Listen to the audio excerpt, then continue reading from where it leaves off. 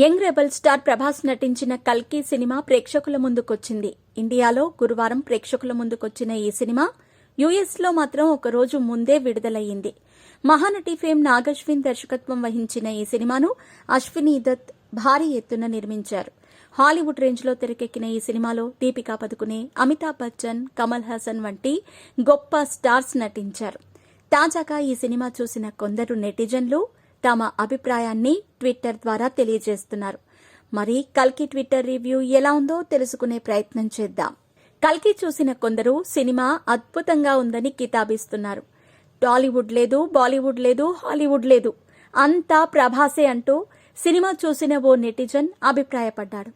Cinema Hollywood రేంజ్లో ఉందని, 2000 కోట్లు కలెక్ట్ చేస్తుందని ఓ అభిమాని చెప్పుకొచ్చాడు.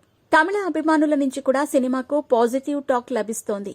సినిమా మరో లెవెల్లో ఉందని, కానీ డబ్బింగ్ అంతగా సెట్ కాలేదని, అదొక్కటే మైనస్ అని ఓ మహిళా అభిమాని తెలిపారు.